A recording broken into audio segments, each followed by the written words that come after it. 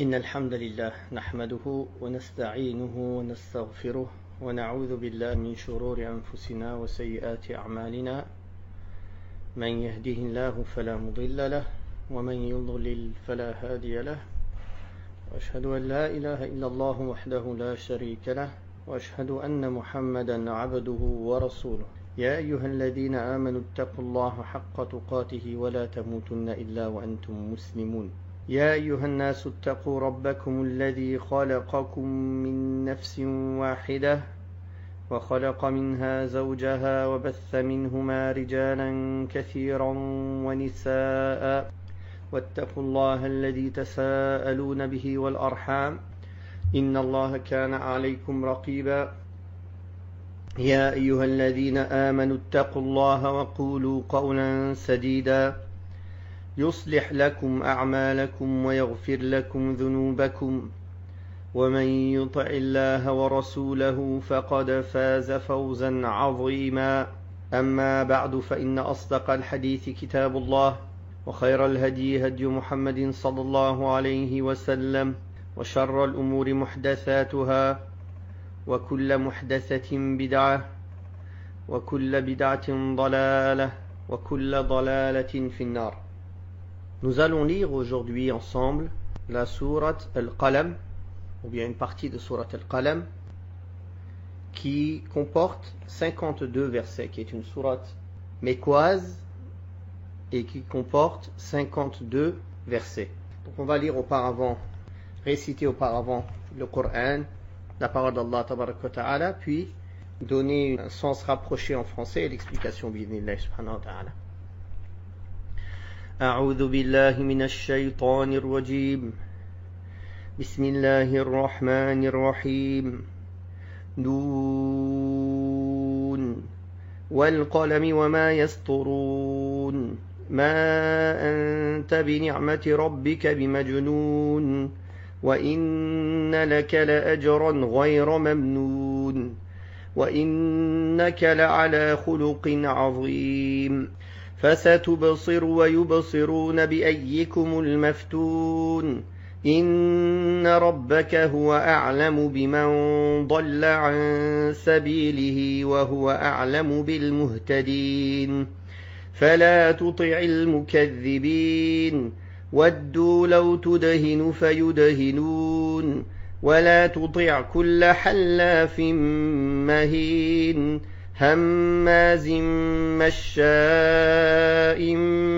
بنميم مناع للخير معتد أثيم عتل بعد ذلك زنيم أن كان ذا مال وبنين إذا تتلى عليه آياتنا قال أساطير الأولين سنسمه على الخرطوم إنا بلوناهم كما بلونا أصحاب الجنة إذ أقسموا ليصرمنها مصبحين ولا يستثنون فطاف عليها طائف من ربك وهم نائمون فأصبحت كالصريم فتنادوا مصبحين أن اغدوا على حرثكم إن كنتم صارمين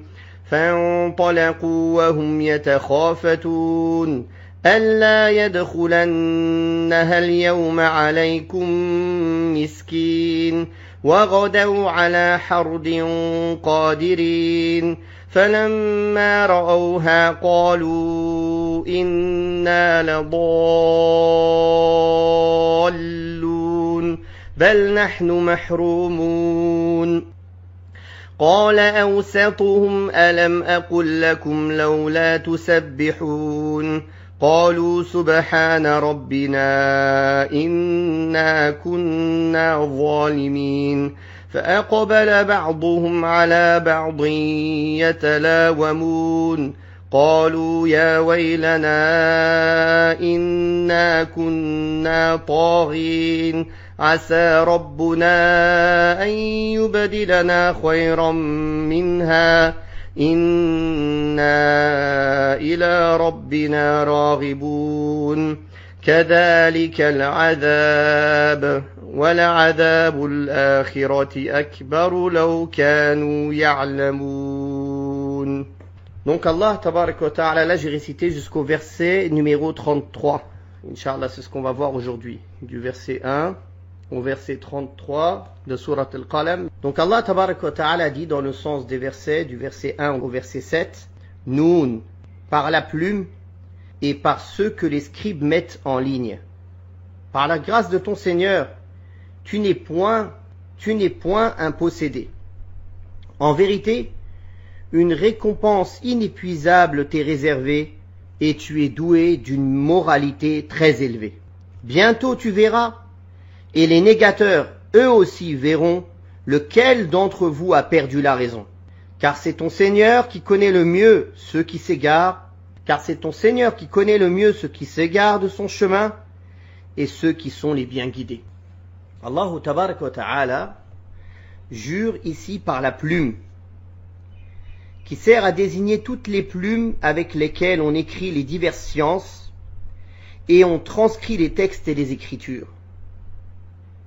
Il en est ainsi parce que la plume et ce qu'elle écrit sont des signes parmi les grands signes d'Allah tabarak wa ta'ala qui méritent qu'il jure avec pour prouver l'innocence de son messager de tout ce que ses adversaires lui attribuent comme folie. Bien sûr, Allah seul a le droit de jurer par ses créatures, subhanahu wa ta'ala. Le messager d'Allah sallallahu alayhi wa sallam est donc exempté de toute folie par la grâce de son Seigneur et par sa bienfaisance à son égard, puisqu'il lui a donné l'intelligence parfaite, la justesse de vue totale et l'opinion décisive. Tels sont les signes du bonheur dans ce bas monde. Ensuite, Allah tabarak wa ta'ala a mentionné la félicité qui attend dans l'au-delà le messager d'Allah sallallahu alayhi wa sallam en disant: en vérité, une récompense inépuisable t'est réservée, c'est-à-dire une récompense qui ne s'arrête jamais mais qui est continuelle et durable. Ceci en vertu des actes louables du prophète sallallahu alayhi wa sallam, de sa haute moralité et de ses vertus. C'est pour cela qu'Allah tabaraka wa ta'ala a dit: wa innaka la'ala khuluqin 'azim. Et certes, tu es doué d'une haute moralité, c'est-à-dire d'un haut caractère, d'un caractère élevé. Et 'azim, élevé, c'est-à-dire sublime, qui te rend supérieur aux autres êtres humains par les faveurs qu'Allah tabaraka wa ta'ala t'a accordées. Ce caractère et cette moralité élevée du prophète Muhammad sallallahu alayhi wa sallam a été souligné par son épouse Aïcha radiyallahu anha, qui lorsqu'elle fut interrogée au sujet du caractère et de la noblesse du prophète sallallahu alayhi wa sallam et de sa moralité, elle répondit: son caractère s'inspire du Coran. C'est-à-dire qu'il mettait en pratique dans sa moralité et dans son caractère tous les enseignements du Coran. Ce hadith il est rapporté par l'imam Muslim. Dans ce même ordre d'idées, Allah tabaraka wa ta'ala a dit dans plusieurs autres versets où il loue le prophète sallallahu alayhi wa sallam en disant: khudil afwa wa'mur bil urfi wa'arid 'anil jahilin. Sois conciliant, ordonne le bien et écarte-toi des ignorants. Aussi Allah tabaraka wa ta'ala a dit: fabima rahmatin min Allah linta lahum. C'est par un effet de la grâce d'Allah que tu es doux et conciliant envers eux. Allah tabaraka wa ta'ala a dit: laqad ja'akum rasulun min anfusikum azizun alayhi ma anittum harisun alaykum bil mu'minina ra'ufur rahim. Un prophète issu de vous-même est venu vers vous. Il compatit à ce que vous endurez et il est plein de sollicitude pour vous, car il est toute bonté et toute compassion pour les croyants. Il en est ainsi pour beaucoup d'autres versets qui décrivent le messager d'Allah sallallahu alayhi wa sallam avec les plus belles et les plus sublimes vertus morales. Le prophète Muhammad sallallahu alayhi wa sallam, le messager d'Allah, était très conciliant et très indulgent avec les gens, modeste Il répondait aux invitations de tous ceux qui l'invitaient. Il réglait les problèmes et les litiges des gens. Il réconfortait les cœurs de ceux qui étaient dans la détresse et ne les renvoyait jamais sans avoir réglé leurs affaires. Lorsque ses compagnons décidaient de faire quelque chose, il les approuvait dans leur choix et le partageait avec eux tant qu'il ne s'agissait pas d'une chose illicite. En outre, lorsque le messager d'Allah sallallahu alayhi wa sallam voulait entreprendre une affaire ou faire quelque chose, il ne l'imposait pas sans avoir consulté ses compagnons et s'être concerté avec eux. Il acceptait ceux qui venaient du vertueux parmi eux et pardonnait aux fautifs d'entre eux. Il accueillait celui qui venait chez lui avec le plus chaleureux des accueils. Il ne lui montrait pas un visage renfrogné et ne lui parlait pas avec dureté. Et il ne lui reprochait pas des écarts de langage et ne le blâmait pas pour un comportement rude de sa part. Bien au contraire, il se montrait bienveillant avec lui et patient à l'extrême. Aussi, dans la mesure où Allah tabaraka wa ta'ala l'a élevé au plus haut degré de la morale à tout point de vue, et dans la mesure où ses ennemis voulaient lui attribuer la folie et la démence, il a dit subhanahu wa ta'ala dans le sens « Bientôt tu verras, et les négateurs, eux aussi verront lequel d'entre vous a perdu la raison. » Or, il est confirmé que le prophète sallallahu alayhi wa sallam est le plus guidé des hommes, et le plus parfait des hommes, et celui qui est le plus guidé pour lui-même et pour les autres, alors que ses ennemis sont les plus égarés des gens et les plus mauvais d'entre eux, que ce sont eux qui ont égaré les serviteurs d'Allah et les ont détournés de sa voie. Au demeurant, la connaissance d'Allah suffit pour distinguer qui est guidé et qui ne l'est pas, car c'est lui qui juge subhanahu wa ta'ala et c'est lui qui rétribue. C'est pour ça qu'Allah tabaraka wa ta'ala a dit dans le sens du verset, du 7e verset, c'est ton Seigneur qui connaît le mieux ceux qui s'égarent de son chemin et ceux qui sont les bien guidés. Il y a là une mise en garde aux égarés, une promesse aux bien guidés et une manifestation de la sagesse d'Allah tabaraka wa ta'ala qui guide ceux qui sont dignes d'être guidés en dehors des autres. Puis Allah ta'ala dit dans le sens de sa parole entre le verset 8 et 16, n'obéis donc pas aux négateurs, fala tuti'il mukaththibin, qui aimeraient bien que tu sois accommodant avec eux, afin qu'ils le soient avec toi. Et n'obéis à aucun jureur méprisable, calomniateur, médisant, hostile à tout acte charitable, agressif, scélérat, perfide et de lignée douteuse de surcroît, qui se sentant pourvu de richesses et d'enfants, s'écrie quand il entend réciter nos versets, ce ne sont là que des fables remontant aux anciens. À celui-là, nous ferons porter un jour sur le museau la marque de l'avilissement. Allah Ta'ala dit à son prophète sallallahu alayhi wa sallam, n'obéis donc point aux négateurs, aux mécréants, qui t'ont traité de menteur, qui ont démenti ton message et qui se sont opposés à la vérité. Car ces gens-là ne sont pas dignes d'être obéis, ne se conformant qu'à leur propre passion et ne désirant que le mensonge. Celui qui leur obéit se fera du tort à lui-même, car c'est là le sort de quiconque obéit aux négateurs.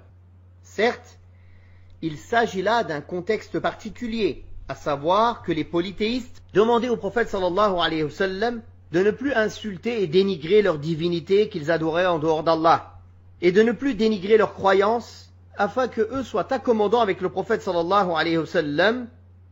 Donc ils lui demandaient à lui d'être accommodant, pour qu'eux à leur tour soient accommodants. Subhanallah, tel est le lot de tous les négateurs et les mécréants, qui demandent de ne pas démentir leur fausse divinité, de ne pas dire qu'on ne croit pas, qu'on mécroit au Tarout, qu'on rejette les fausses croyances. Alors ils demandent qu'on soit accommodant, qu'on adore leur divinité avec eux, comme ça ils adoreront eux aussi Allah avec nous, c'est-à-dire un mélange entre le shirk et le tawhid, un mélange entre le vrai et le faux. C'est pour cela qu'il a dit, qui aimerait bien, c'est-à-dire les polythéistes, que tu sois accommodant avec eux, c'est-à-dire que tu sois d'accord avec eux sur certaines de leurs croyances, soit par les paroles, soit par les actes, soit en minimum en t'abstenant de dire ce qu'il faut dire afin qu'ils soient avec toi. Au minimum, si tu ne pratiques pas avec eux, au moins tu ne critiques pas, tu ne dénigres pas leurs fausses croyances. Et Allah Ta'ala, qu'est-ce qu'il a ordonné au prophète sallallahu alayhi wa sallam? Bien au contraire, proclame ce qui t'est ordonné et montre la religion de l'islam. Car sa proclamation totale infirme ce qui s'oppose à lui et montre ses défauts et contradictions. Et n'obéit à aucun jureur invétéré, car il ne peut être ainsi que parce qu'il est un menteur, méprisable, c'est-à-dire à l'âme inique, manquant de sagesse, n'ayant aucune dignité ni volonté de faire le bien, car sa volonté se limite à satisfaire ses instincts les plus bas. Détracteur, grand calomniateur, c'est-à-dire qui ne cesse jamais de critiquer les gens à travers la diffamation et la calomnie. Médisant, c'est-à-dire qu'il médit des gens et joue le rôle de calomniateur et de rapporteur de ragots pour semer la zizanie entre les gens et mettre la haine et la rancœur dans leur poitrine. Hostile à tout acte charitable. Donc toutes ces caractéristiques qu'Allah a citées dans le Coran concernant cette personne. Et vous allez voir que c'est une personne précise au temps du prophète sallallahu alayhi wa sallam, mais que cela ne se limite pas à cette personne. Toute personne, tout négateur en tout temps, qui jure, qui médit, qui est méprisable, détracteur, hostile, on ne doit pas lui obéir, car il nous appelle qu'au mal. Donc Allah Ta'ala l'a décrit en disant qu'il est hostile à tout acte charitable, qu'il est tenu de faire comme les dépenses obligatoires, les aumônes, les dépenses expiatoires et autres. Agressif à l'encontre des gens, dans leur personne, leurs biens et leur honneur. Scélérat, c'est-à-dire plein de péchés et de transgressions à l'égard des droits d'Allah tabaraka wa ta'ala. Perfide, c'est-à-dire d'un caractère rude et hostile à la vérité. De lignée douteuse de surcroît, c'est-à-dire qui n'a aucune origine noble ou matière pouvant servir à extraire du bien. Mais son comportement est le pire des comportements et on ne peut attendre aucun bien de lui. C'est-à-dire que, ici il parle de Al-Walid ibn Al-Mughira. Allah Ta'ala donc interdit d'obéir à tout jureur, menteur et imposteur, à l'âme méprisable et au comportement moral pervers, notamment son infatuation, son orgueil vis-à-vis de la vérité et des créatures et son penchant pour la calomnie et la médisance à l'encontre des gens, ainsi que son empêtrement dans les péchés. Bien que ces versets aient été révélés à l'adresse de certains polythéistes comme j'ai dit, Al-Walid ibn Al-Mughira, entre autres, en vertu de la parole d'Allah tabaraka wa ta'ala, dans le sens qui se sentent pourvus de richesses et d'enfants, s'écrit quand il entend réciter nos versets, ce ne sont là que des fables remontant aux anciens. C'est-à-dire qu'en raison de l'abondance de ses biens et de ses enfants, il s'est montré arrogant à l'égard des versets d'Allah en les traitant de fables des anciens. Il n'en demeure pas moins qu'ils ont une portée générale et concernent tous ceux qui se comportent ainsi. En effet, le Coran a été révélé pour guider toutes les créatures et il s'applique aux premiers comme aux derniers de cette communauté. C'est pourquoi certains versets ont été révélés pour une raison particulière ou à cause d'une personne pour qu'ils servent de base générale à d'autres événements et pour qu'on connaisse les exemples des détails qui concernent les questions d'ordre général. Cela ne veut pas dire que c'est réservé spécifiquement à cette personne, mais elles ont une portée générale à toute personne qui se comporte ainsi. Ensuite, Allah tabaraka wa ta'ala a promis à ce genre de personnes qu'il leur ferait porter un jour la marque et le signe de l'avilissement sur leur museau, c'est-à-dire la partie la plus apparente de leur visage. Puis Allah tabaraka wa ta'ala a dit dans le sens des versets, entre le verset 17 et 25, « Nous avons éprouvé ces impies comme nous avons éprouvé les propriétaires du verger quand ils jurèrent d'en recueillir les fruits de bon matin sans dire si Allah le veut. Or, pendant leur sommeil, un fléau déchaîné par ton Seigneur vint frapper leur verger qui se trouva le lendemain complètement ravagé. Le lendemain matin, ils s'appelèrent les uns les autres. Partez vite à votre plantation, si vous voulez en cueillir les fruits. Et ils se mirent en route en se disant à voix basse, ne laissez aucun pauvre y entrer aujourd'hui. Ils partirent de bonne heure, décidés à ne rien donner aux pauvres, convaincus que cela était en leur pouvoir. Allah tabaraka wa ta'ala dit ici qu'il a éprouvé les négateurs, les Quraysh et tous les négateurs, par le bien qu'il leur a accordé, par le fait qu'il leur a accordé aussi un délai, et leur a donné ce qu'il a voulu comme bien, enfants, longue vie, ce qui répondait à leurs aspirations. Non pas parce qu'Allah les aime, et non pas à cause de leur noblesse vis-à-vis de lui, mais afin qu'ils subissent le châtiment de là où ils ne s'attendaient pas. Leur fourvoiement en cela ressemble à celui des propriétaires associés dans un verger, qu'Allah raconte ici dans cette sourate. Lorsqu'ils virent leurs arbres pleins de fruits mûrs et qu'ils crurent avoir déjà obtenu ce qu'ils désiraient avant de l'avoir cueilli, sans que personne ne soit en mesure de les en empêcher.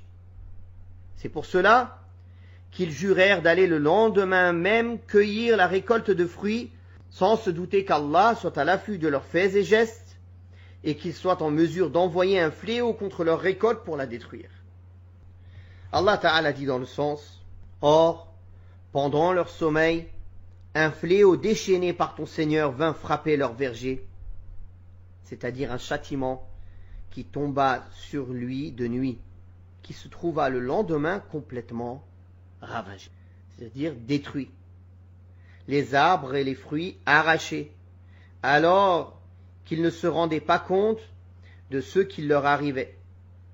C'est pour cela qu'ils s'interpellent le lendemain les uns les autres. Partez vite à votre plantation si vous voulez en cueillir les fruits. C'est-à-dire, ils ne savaient pas que leur récolte a été ravagée. Et ils se mirent en route vers leur verger, en se disant à voix basse, en se chuchotant avec l'intention de ne pas s'acquitter du droit d'Allah, décidés à ne rien donner aux pauvres, convaincus que cela était en leur pouvoir, c'est-à-dire qu'ils s'entendirent pour ne rien donner aux pauvres et aux nécessiteux, et pour les priver du droit d'Allah, croyant que cela relevait de leur pouvoir. Ils parlaient à voix basse pour ne pas être entendus des pauvres et des nécessiteux. Et Allah Ta'ala dit dans le sens des versets, au verset 26, « Mais arrivés au verger, ils s'écrièrent après l'avoir vu dans l'état où ils se trouvaient, « Nous nous sommes sûrement trompés de lieu. » C'est-à-dire qu'ils ont cru qu'ils étaient en pleine confusion, qu'il s'agissait d'un autre lieu, d'un autre verger que le leur. Mais une fois qu'ils s'assurèrent que c'était bien leur verger, et après avoir repris leurs esprits, ils dirent, ou plutôt, nous sommes complètement ruinés. Ils surent alors qu'il s'agissait d'un châtiment. Le plus modéré d'entre eux, c'est-à-dire le plus équitable d'entre eux, et le plus excellent dans sa conduite, dit alors, ne vous avais-je pas conseillé de glorifier votre Seigneur, c'est-à-dire d'exempter Allah de tous ceux qui ne lui sied pas, entre autres, votre prétention que votre pouvoir est indépendant de sa volonté, car vous auriez dû dire « Inch'Allah » si Allah le veut, en faisant de votre volonté une conséquence de la volonté d'Allah dans ce qui vous est arrivé. Puis dans le verset 29, Allah Ta'ala dit dans le sens, ils dirent que notre Seigneur soit exalté. En vérité, nous étions injustes. C'est-à-dire qu'ils se rendirent compte, en fin de compte, qu'ils étaient dans l'erreur et dans l'égarement. Mais une fois que le châtiment est tombé sur leur verger. Cependant, il est possible que leur glorification d'Allah et leur reconnaissance de leur injustice leur seront utiles pour alléger leurs péchés et leur serviront de repentir. C'est pour cela qu'ils ont regretté leurs actes. Et ils ont dit dans le sens, puis se tournant les uns vers les autres, ils se mirent à se faire des reproches pour ceux qu'ils avaient faits et commis. Ils dirent, malheur à nous, nous avons agi avec démesure. C'est-à-dire nous avons transgressé les limites d'Allah et celles de ses serviteurs. Puis ils dirent, dans le sens, puisse Allah nous donner en échange quelque chose de meilleur que ce jardin. C'est en lui que nous plaçons nos espoirs. Ils ont espéré qu'Allah leur donne ce qui est meilleur que ce verger, en lui promettant de revenir vers lui et d'aspirer à sa satisfaction. S'ils font ce qu'ils disent réellement, nul doute qu'Allah leur échange ce verger contre ce qu'il y a de meilleur en ce bas monde. Car celui qui invoque Allah avec sincérité et espère en lui, il lui exauce son invocation. Allah tabaraka wa ta'ala montrera ce qui peut advenir à celui qui suit les causes impliquant le châtiment, à savoir qui lui ôtera les moyens avec lesquels il montrait son arrogance et préférait ce bas monde à l'au-delà. Alors Allah Ta'ala a dit dans le sens des versets, tel fut leur châtiment, mais plus dur encore est le châtiment de la vie future, c'est-à-dire plus dur que le châtiment de ce bas monde. Si seulement ils pouvaient le savoir. Celui qui sait et qui a la certitude est tenu de se garder de toutes les causes pouvant impliquer le châtiment d'Allah subhanahu wa ta'ala. Wallahu ta'ala a'la wa a'lam. Wa sallallahu ala Muhammadin wa ala alihi wa sahbihi wa sallam.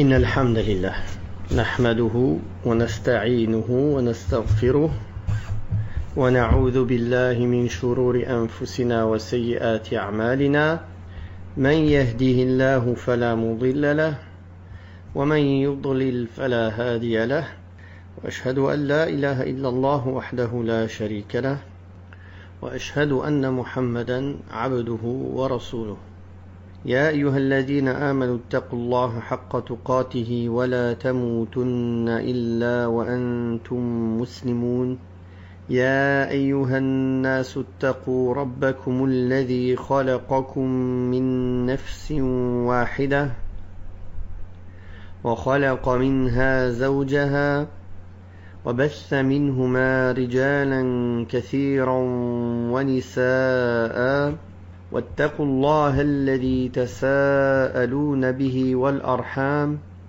إن الله كان عليكم رقيبا يا أيها الذين آمنوا اتقوا الله وقولوا قولا سديدا يصلح لكم أعمالكم ويغفر لكم ذنوبكم ومن يطع الله ورسوله فقد فاز فوزا عظيما أما بعد فإن أصدق الحديث كتاب الله وخير الهدي هدي محمد صلى الله عليه وسلم وشر الأمور محدثاتها وكل محدثة بدعة وكل بدعة ضلالة Nous allons continuer par la permission d'Allah subhanahu wa ta'ala la récitation de Surat al-Qalam ainsi que l'explication de ses sens et une brève exégèse de son contenu. Nous nous sommes arrêtés hier au verset numéro 33 de la Surah. A'udhu billahi minash shaytanir rajim.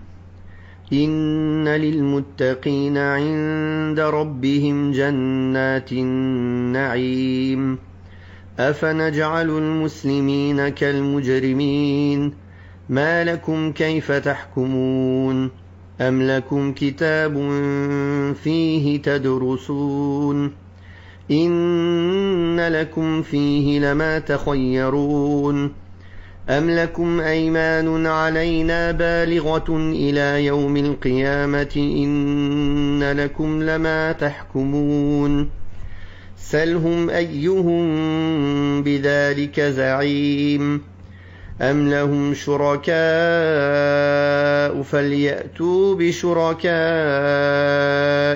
إن كانوا صادقين يوم يكشف عن ساق ويدعون إلى السجود فلا يستطيعون خاشعة أبصارهم ترهقهم ذلة وقد كانوا يدعون إلى السجود وهم سالمون فذرني ومن يكذب بهذا الحديث سنستدرجهم من حيث لا يعلمون وأملي لهم إن كيدي متين أم تسألهم أجرا فهم من مغرم مثقلون أم عندهم الغيب فهم يكتبون فاصبر لحكم ربك ولا تكن كصاحب الحوت إذ نادى وهو مكذوم لولا أن تداركه نعمة من ربه لنبذ بالعراء وهو مذموم فاجتباه ربه فجعله من الصالحين وإن يكاد الذين كفروا ليزلقونك بأبصارهم لما سمعوا الذكر ويقولون إنه لمجنون وما هو إلا ذكر للعالمين. Donc, nous avons récité ici du verset 34 au verset 52 qui est le dernier verset de Surat Al-Qalam. Allah tabaraka wa ta'ala a dit dans le sens des versets entre le 34 et le 41, ceux qui craignent leur Seigneur auront auprès de lui des jardins du délice. Croyez-vous que nous allons traiter ceux qui se sont soumis à la volonté d'Allah sur le même pied d'égalité que les criminels? D'où tirez-vous cet étrange jugement? Est-ce d'un livre dont vous auriez fait votre bréviaire et dans lequel il est dit que vous obtiendrez tout ce que vous désirez? Ou bien, auriez-vous obtenu de nous un engagement valable jusqu'au jour dernier, vous permettant de tout obtenir à votre gré? Demande-leur alors qui d'entre eux s'en porterait garant. Ou bien, auraient-ils des associés? Eh bien qu'ils les fassent venir s'ils sont de bonne foi. Allah subhanahu wa ta'ala, dans cette deuxième partie de Surat Al-Qalam, parle de ce qu'il a préparé comme variété de félicité, de délices, et comme voisinage dans la proximité du plus généreux des bienfaiteurs, Allah subhanahu wa ta'ala. Ceci à ceux qui se gardent de la mécréance et des péchés, car la sagesse d'Allah tabaraka wa ta'ala n'implique pas qu'il fasse de ceux qui se sont soumis à sa volonté et qui obéissent à ses directives et œuvrent pour obtenir sa satisfaction des semblables aux criminels qui se sont empêtrés dans les péchés et dans la négation des versets d'Allah subhanahu wa ta'ala, dans l'opposition à ses messagers et la lutte contre ses bien-aimés. Celui qui pense qu'Allah tabaraka wa ta'ala met sur le même pied d'égalité dans la rétribution les gens de bien, les gens de foi, les gens qui se sont soumis, et les criminels et les pervers, se fourvoie totalement et son jugement est erroné et arbitraire. Si les criminels prétendent cela, ils n'ont aucune preuve à ce sujet. Ni livre où il est dit qu'ils feront partie des élus du paradis, ni engagement auprès d'Allah valable jusqu'au jour du jugement dernier, ni associés pouvant leur garantir cela, auquel cas qu'ils appellent ses associés s'ils sont sincères. Certes, il est évident qu'ils n'ont rien de cela, qu'ils n'ont ni livre à faire valoir, ni engagement leur assurant le salut, ni des associés pouvant les assister.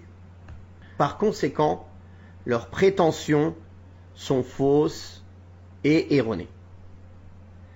Quand Allah tabaraka wa ta'ala dit dans le sens « Demande-leur alors qui d'entre eux s'en porterait garant ?» c'est-à-dire qui peut leur garantir que ce qu'ils profèrent comme mensonge est la vérité. Puis Allah tabaraka wa ta'ala dit dans le sens des versets 42 et 43 « Le jour où une jambe de ton Seigneur sera dévoilée, où ils seront conviés à se prosterner et qu'ils n'y arriveront pas, ce jour-là, ils auront les yeux baissés et les traits du visage avilis, car c'est en vain. Jadis, on les conviait à se prosterner quand ils jouissaient encore de toutes leurs facultés. Au jour de la résurrection, lorsque surviendront les affres, les tremblements de terre et la terreur, et lorsque le Créateur subhanahu wa ta'ala viendra d'une manière qui lui sied pour trancher entre ses serviteurs, et qu'il découvrira sa jambe qui ne ressemble à aucune des créatures qui existent, et qu'il rétribuera les gens selon leurs œuvres, et que les créatures verront des signes de sa majesté et de sa grandeur, ceux qu'ils ne pouvaient imaginer auparavant. Ce jour-là, ils seront conviés à se prosterner devant Allah. Les croyants, qui avaient l'habitude de se prosterner, de leur propre choix et de leur propre volonté, se prosterneront, tandis que les mécréants et les hypocrites tenteront de se prosterner sans pouvoir le faire. Leurs dos seront durs comme des cornes de gazelle, de façon à ce qu'ils ne puissent pas se prosterner. Cette rétribution sera la conséquence de leurs œuvres, car lorsqu'ils étaient conviés à se prosterner pour Allah tabaraka wa ta'ala dans ce bas monde, à attester de son unicité et à l'adorer seul, sans associé, alors qu'ils étaient en bonne santé et ne souffraient d'aucune maladie, ils se montraient arrogants et refusaient de le faire. Il ne faut pas s'étonner donc de les voir ainsi, car Allah sera en colère et courroucé contre eux, et ils mériteront le châtiment. Toutes les causes auxquelles ils se référaient disparaîtront, et leurs regrets, de même que leurs justifications, ne leur seront d'aucune utilité le jour de la résurrection. Tout cela est de nature à sensibiliser les cœurs sur l'obligation de se détourner des péchés autant que faire se peut. C'est pour ça qu'Allah tabaraka wa ta'ala dit dans le sens des versets, donc à partir du verset 44 jusqu'à la fin: Laisse-moi donc avec ceux qui traitent de mensonges ce discours.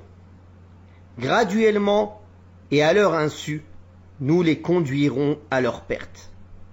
Certes, je leur accorderai un répit, mais ma riposte sera implacable. Leur aurais-tu jamais réclamé pour ta mission un salaire qui aurait pu leur peser? Ou détiendraient-ils les clés de l'invisible et de l'imperceptible dont ils s'inspireraient pour écrire? Soumets-toi avec patience au décret de ton Seigneur et n'imite pas l'homme au poisson qui, suffoquant dans le ventre de la baleine, appela Allah à son secours et qui aurait été jeté comme une épave sur le rivage si la grâce du Seigneur ne s'était manifestée en sa faveur. Et c'est ainsi qu'Allah porta son choix sur lui et en fit un pieux, un saint. Peu s'en faut que les négateurs ne te foudroient du regard quand ils entendent réciter le Coran. C'est un vrai possédé, disent-ils. Or, ce Coran n'est qu'un rappel qui s'adresse à tout l'univers. Allah tabaraka wa ta'ala dit au prophète sallallahu alayhi wa sallam ici: Laisse-moi donc avec les négateurs, avec les infidèles, les mécréants, ceux qui nient le Coran le noble Coran, le glorieux Coran, car c'est à moi que revient leur rétribution. Et ne t'empresse pas de voir leur sort se régler rapidement. Graduellement et à leur insu, nous les conduirons à leur perte. Nous leur accorderons des biens et des enfants, des ressources et des moyens, afin qu'ils s'égarent et persistent dans ce qui leur est préjudiciable. Cela fait partie du stratagème d'Allah subhanahu wa ta'ala à l'encontre de ses ennemis. Or, les stratagèmes d'Allah sont forts et décisifs. Puis Allah ta'ala a dit dans le sens à son prophète sallallahu alayhi wa sallam: leur aurais-tu jamais réclamé pour ta mission un salaire qui aurait pu leur peser? C'est-à-dire qu'en se détournant de toi et en refusant de croire en ce que tu as apporté, ils n'ont aucune justification ni excuse pour adopter ce comportement. Car en ce qui te concerne, tu leur enseignes et tu les appelles à Allah subhanahu wa ta'ala dans leur propre intérêt, sans leur demander une part de leurs biens qui peut leur peser. Puis, Allah ta'ala dit dans le sens: où détiendrait-il les clés de l'invisible dont il s'inspirerait pour écrire? C'est-à-dire qu'il posséderait comme connaissance de l'invisible, qu'il les aurait informés qu'ils se trouvent dans la bonne voie et qu'une rétribution divine les attend dans l'au-delà. Or, ils n'ont rien de tout cela, car leur état n'est ni plus ni moins qu'un état d'inéquité et d'égarement et d'entêtement manifeste. Il ne reste plus que la patience face à leurs torts et à ce qui provient d'eux, tout en continuant à les appeler à la vérité. C'est pour cela qu'Allah Ta'ala a dit dans le sens: soumets-toi avec patience au décret de ton Seigneur. C'est-à-dire à ce qu'il a décrété sur le plan légal, c'est-à-dire religieux, et sur le plan universel, c'est-à-dire ce qui se passe sur terre. Le décret universel ne doit pas être reçu avec irritation et ressentiment, alors que le décret religieux doit être accepté avec soumission et soulagement. Puis Allah tabaraka wa ta'ala a raconté l'histoire, une partie de l'histoire de l'homme au poisson, en disant, dans le sens: n'imite pas l'homme au poisson. Il désigne par cela Yunus, fils de Matta, c'est-à-dire ne te mets pas dans la situation qui l'a amené à se trouver dans le ventre de la baleine, à savoir qu'il n'a pas patienté autant qu'il lui était demandé devant l'incrédulité de son peuple, qu'il a quitté en colère contre lui pour n'avoir pas répondu à son message. Ayant pris la mer et se trouvant au milieu d'une tempête, les voyageurs furent dans l'obligation de tirer au sort pour alléger le bateau. Le tirage au sort fut en défaveur de Yunus, qui fut jeté à la mer, qui, suffoquant dans le ventre de la baleine, appela Allah à son secours, c'est-à-dire il était dans une profonde affliction et une profonde détresse, jusqu'à ce qu'il dise: La ilaha illa anta subhanaka inni kuntu minadh zalimin. Il n'y a nulle divinité digne d'être adorée si ce n'est toi. Gloire à toi, je fus parmi le nombre des injustes. Allah tabaraka wa ta'ala exauça alors son invocation et la baleine le rejeta sur le rivage alors qu'il était épuisé et malade. Il fit pousser au-dessus de lui un plant de citrouille. C'est pour cela qu'Allah Ta'ala a dit dans le sens: qui aurait été jeté comme une épave sur le rivage si la grâce du Seigneur ne s'était manifestée en sa faveur. Mais Allah l'a enveloppé de sa miséricorde et son état devint meilleur qu'il ne l'était auparavant. C'est pour cela qu'il a dit, et c'est ainsi qu'Allah porta son choix sur lui, c'est-à-dire qu'il l'a élu et il l'a purifié et en fit un pieux, un saint, c'est-à-dire parmi ceux dont les œuvres et les paroles sont vertueuses, de même que leurs intentions et toutes les circonstances de leur vie. Notre prophète Mohammed sallallahu alayhi wa sallam se soumit à l'ordre d'Allah et fit preuve de patience à ses décrets, une patience que nul autre ne peut égaler. On voit dans cette histoire qu'il peut arriver que des hommes très proches d'Allah, qui sont les prophètes, comme Yunus, fassent de petites erreurs. Mais par contre, Allah tabaraka wa ta'ala, du fait de leur haut rang et de leur haute place auprès d'Allah et de leur exemplarité, les châtie et les reprend durement dans ce monde sur de petites erreurs qui pourraient arriver d'eux, pour qu'ils reviennent à ce qui leur est demandé, c'est-à-dire la complétude et les plus hauts degrés dans la foi et dans la patience. Car ils sont les exemples et les meilleurs des hommes.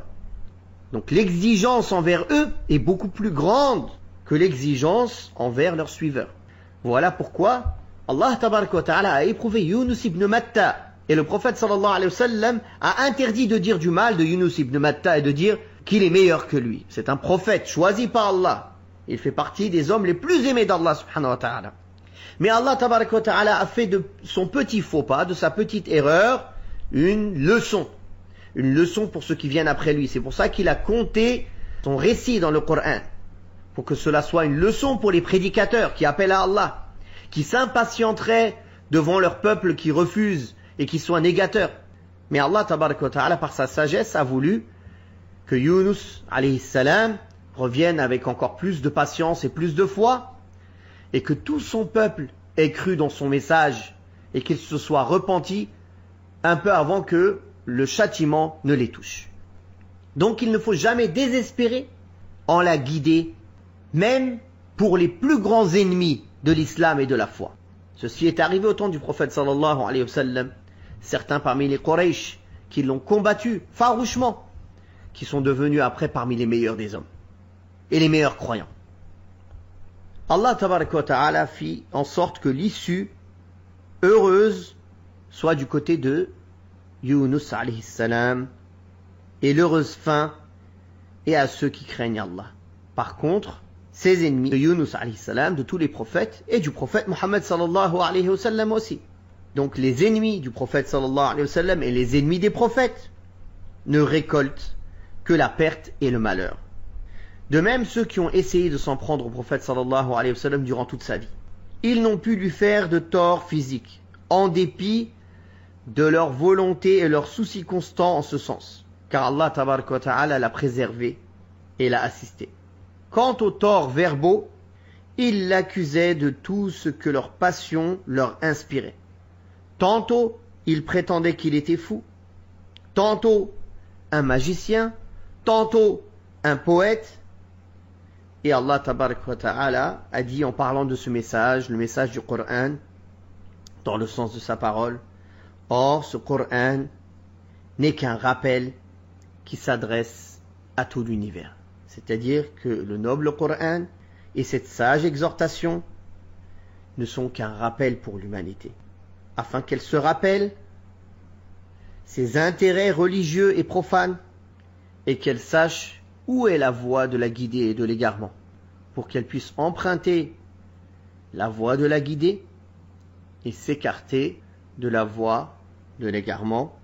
Wallahu ta'ala a'la wa a'lam.